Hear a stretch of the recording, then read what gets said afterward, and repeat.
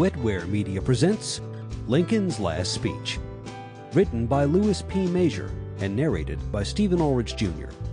Copyright 2015 by Louis Major. This recording is copyright 2016 by Wetware Media. For more information about Wetware Media and other great audio titles, please visit wetwaremedia.com. That's WETWAREMEDIA.com.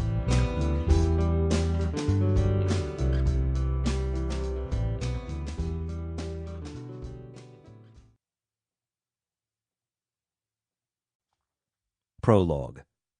Gladness of Heart. Through the cool evening mist of Tuesday, April 11th, 1865, darkness gave way to light.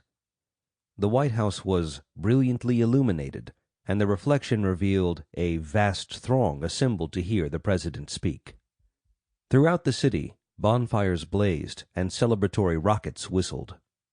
Crowds had gathered outside the White House the previous day, expecting a triumphal speech in the aftermath of Robert E. Lee's surrender to Ulysses S. Grant at Appomattox on April 9th. A procession of some 2,000 Navy Yard workmen, dragging 6 boat howitzers, trekked through the city. The gathering had swelled on its march to call on the President. Bands played, and people sang the Star-Spangled Banner, Hail Columbia, and other patriotic tunes. First to be sighted at the mansion's second-floor window was not the President, but his 12-year-old son. Tad couldn't resist the parade, and, encouraged by the crowd's cheers, he waved a captured rebel flag. Quickly, according to one reporter, he was lugged back by the slack of his trousers by some discreet domestic. Abraham Lincoln had appeared twice on the 10th. In the early afternoon, an agitated sea of hats, faces, and men's arms greeted him. "I am greatly rejoiced that an occasion has occurred so pleasurable that the people can't restrain themselves," he said, to boisterous cheers. "I suppose arrangements are being made for some sort of formal demonstration, perhaps this evening or tomorrow night." "We can't wait," the crowd roared. "If there should be such a demonstration, I, of course, will have to respond to it, and I will have nothing to say if you dribble it out of me." Many in the throng laughed, and someone shouted, "We want to hear you now." Lincoln used the occasion to ask the band that had assembled to play a song. His choice was Dixie, and he joked that the Union would reappropriate it as a captured prize of war. Some listeners may have wondered whether, in selecting the song, "One of the best tunes I ever heard," he announced. He was signaling eventual reconciliation with, rather than mocking, the defeated Confederacy.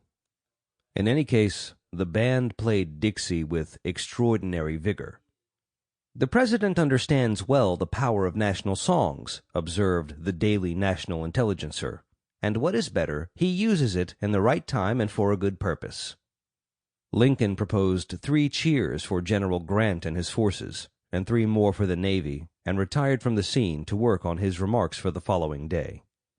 At 5:30, again on the 10th, another crowd called on Lincoln to speak, but again the President demurred, saying that he planned to wait until the following evening, when he would be then that much better prepared to say what I have to say. After all, he observed, everything he said found its way into print, and he did not want to make a mistake that would create confusion. "You have made no mistakes yet," someone shouted. One reporter thought Lincoln's remarks as unresolvable as the riddle of the Sphinx, so carefully did he refrain from any opinion. The next day, people were waiting anxiously for the speech which the President has promised to make. The afternoon edition of the April 11th Daily National Republican announced that the event was planned for 8 o'clock. The notice presumed that bands again would be present.